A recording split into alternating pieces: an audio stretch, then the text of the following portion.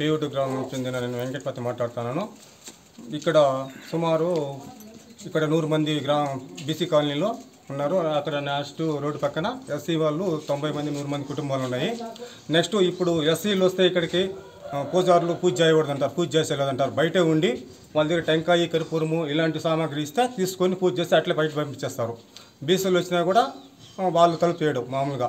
And next వాళ్ళు ఏమైనా పూజ చేయాలనుకుంటే విగ్రహాన్ని సదురుమందించి అన్ని కార్యక్రమాలు చేసి పండుగ జరుపుకుంటారు. మేము ఎవరైనా వచ్చి పూజ చేయాలనుకుంటే మాకు ఆ విగ్రహాన్ని కూడా సదురుమందించలేదు. కాకపోతే మేము ఆ ఫోటోలు పూజ చేసుకొని మేము బయలుదేరిపోవాలా. ఏమన్నా మాట్లాడితే గుడి మాది, మాకు కోర్టులో జడ్జి గారు మాకు పట్టా ఇచ్చేసినారు. వెంకటేశ్ మతాలయ్య కొడుకు వెంకటేశ్ అన్నాడు. ఇప్పుడు అడిగినాము, ఇప్పుడు కూడా అన్నాడు. వాళ్ళ సార్ కూడా అట్లా అంటారు, మాది అంటారు. తర్వాత వెంకటేశ్ తన వర్గీకరణతో కూడా అదే మాట అంటారు. మీరు ఇదే విషయం పైన కోర్టు కూడా పోయి చెప్తున్నారు కదా, కోర్టుకు పోయిన తర్వాత కోర్టులో తీర్మానం ఏమి ఇచ్చినారు జడ్జి గారు? పూజ చేయమని చెప్పినాడు. అందరికీ ఎవరైనా రాని పూజ చేసుకోండి, గుడి మీది కాదు, గ్రామస్తులు ఎవరు వచ్చినా పూజ చేసి ఇవ్వాల్సిందే, మరి కూర్చున్నాం చెప్పినాడు కూడా సారు. అది లాస్ట్ ఇయర్ మాట్లాడింది ఈ విషయాన్ని లాస్ట్ ఇయర్ సార్ లాగానే ఏమన్నా ఒకరిని అడిగితే వాడిని పర్మిషన్ ఇస్తేనే నేను పూజ చేస్తాను వాడు చెప్తేనే పూజ చేస్తాడంట, లేదంటే చేయలేదు. ఇట్లా లాక్ చేస్తారు.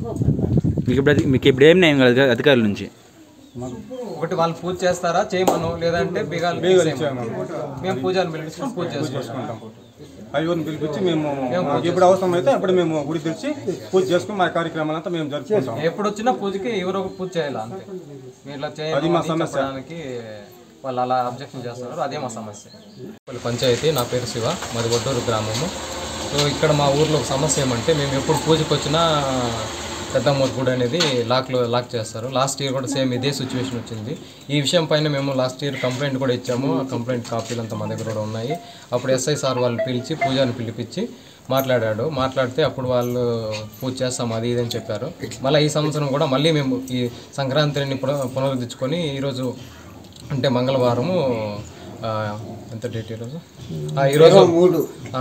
పూజ కోసము గుడి తలుపులు తీసి మేము పూజ చేయాలనిపిస్తే వాళ్ళతో మాట్లాడాము నిన్నే. వాళ్ళు ఏమని చెప్పారంటే మేము పూజ చేయము, ఊర్లో ఎవరో పెద్ద మనుషులు వీళ్ళు ఏదో గుడికి ఏదో చేస్తున్నారు, వాళ్ళంతా పర్మిషన్ తీసుకుంటేనే మేము గుడి తెలిసి పూజ చేస్తామని చెప్తున్నారు. ఈ విషయం పైన మేము చాలాసార్లు కంప్లైంట్లు కూడా ఇచ్చాము. సమస్య అనేది అయితే సాల్వ్ అయితే అవ్వలేదు. సో ఇప్పుడు మీరు చూసినారంటే బీగాలు అనేది క్లియర్గా మీరు ఇక్కడ చూడొచ్చు, క్లియర్గా బీగాల్లో వేసి పెట్టే ఉంటారు, లోపల కూడా వేసి పెట్టాను. లాస్ట్ ఇయర్ మేము సేమ్ ఇదే సిచ్యువేషన్లో ఇక్కడే బయటే పిల్లల్ని కొట్టుకొని బయటే పూజ చేసుకొని వెళ్ళాము. మాకు గుడి అనేది తలుపులు అయితే తెరలేదు. సో ఇది కుల వివక్ష లేదన్నా మత వివక్ష అలా మీరు దయచేసి సపోర్ట్ చేసి ఈ ఇష్యూని అందరికీ తెలిసేలా చేయాలని కోరుకుంటున్నాము. మా గ్రామస్తులు కూడా చాలామంది ఇక్కడే ఉన్నారు, మీరు చూడొచ్చు. మాది ఒక 20-25 కుటుంబాల దాకా ఉన్నాయి. మేము ఈ విధంగా ప్రతిసారి ఎప్పుడు పూజకు వచ్చినా ఇదే సమస్య, మేము ప్రతిసారి వాళ్ళని అడుక్కోవాల్సి వస్తుంది. దీనిపైన మేము గట్టిగా పోరాటం చేయాలని నిర్ణయించుకున్నాము. ఈ రోజు నుంచి మేము పోరాటం కొనసాగిస్తున్నాము. అట్లే మీకు అసలు సమస్య వచ్చినప్పుడు మీ అధికారులతో మాట్లాడమని చెప్పినారు కదా, మాట్లాడిన తర్వాత అధికారులు స్పందన విన్నా కూడా ఊర్లో ఏదైనా మార్పు వచ్చిందా? ఏం రాలేదు. మళ్ళీ అధికారులు వేరే స్పందించినారా? మా అధికారుల దగ్గర చెప్పాము. వాళ్ళు అధికారులు అంటే పోలీస్ స్టేషన్ వరకు వెళ్ళాము, మిగతా అధికారులు ఎవరికి చెప్పలేదు. రెవెన్యూ అధికారులు వీళ్ళు ఎంఆర్ఓ వీళ్ళ దగ్గరికి అంతా పోలేదు. ఎస్ఐ సార్ ఏం చెప్పినాడంటే పోయినసారి పూజ అందరికి ఎవరికి వచ్చినా పూజ చేయాలి, అది ఊరికి సంబంధించిన గుడి, ఇది ఒక వ్యక్తికి సంబంధించిన గుడి కాదు. సో అతను ఏమన్నాడంటే ఈసారి నుండి చేస్తామని ఒప్పుకున్నారు. బట్ ఈసారి ఇంకొక కొత్త పూజారి అంట, ఆయన పోయి అడిగితే ఆయన ఈ విధంగా చెప్తున్నాడు, ఇదో పెత్తందారుల నిజాం పాలన లాగా ఇది నాకైతే తలపిస్తుంది. నేను ఒక గ్రాడ్యుయేట్ని, నేను ఒక సాఫ్ట్వేర్ ఇంజనీర్ని, ఒక ప్రైవేట్ కంపెనీలో వర్క్ చేస్తున్నా. ప్రతిసారి కూడా ఇదే సమస్య మీద మా ఊరోళ్ళని ఎక్కువ భయపెట్టడము, కొట్టడం ఇలాంటివి చేస్తున్నారు. అందుకోసం అనేసి నేను ఈరోజు మళ్ళీ వచ్చాను. పోయినసారి లాగానే మళ్ళీ వచ్చి దీని మీద గట్టిగా పోరాటం చేయాలని మాట్లాడుతున్నాము. మాకు ఈ సమస్య కోసం ఒక పరిష్కారం అనేది చూపించాలి. ఇప్పుడు ఈ గుడి ఏ కుటుంబం ఆధీనంలో ఉంది? ఒక కుటుంబానికి సంబంధించింది కాదు, ఇది ఊరి మొత్తానికి సంబంధించిన గుడి. మా తాతల కాలం నుంచి ఇది సంబంధించిన గుడి, అందరికి సంబంధించింది, ఒక వ్యక్తికి సంబంధించిన గుడి కాదు, ఇది అందరికి సంబంధించిన గుడి. ఇది ఇప్పుడు ఈ గుడికి సంబంధించి మెయిన్ కారణం ఎవరు వస్తున్నారు?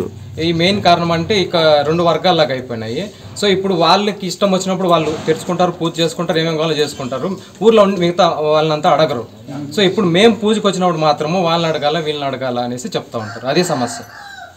సో వాళ్ళకైతే వాళ్ళు ఇష్టంగా ఎవరిని అడిగినా పూజ వాళ్ళకి ఇష్టం వచ్చినప్పుడు గుడి తెరుచుకుంటూ పూజ చేసుకుంటారు. When it's come to me, మేము వచ్చినప్పుడు మాకు గుడి లాక్ చేస్తారు, పూజ చేయరు. అది సమస్య. మేము పూజకి వచ్చినప్పుడు మాత్రమే వాళ్ళకి ఇలాంటి సమస్యలు వచ్చి గుడి లాక్ చేస్తారు, మేము చేయం పూజ అంటారు. లేదంటే గుడి పూజ ఊర్లో వదిలేసి కొన్ని రోజులు దూరంగా ఉన్నట్టు అది ఇది యాక్ట్ చేస్తారు మా పూజ అయ్యేంత వరకు.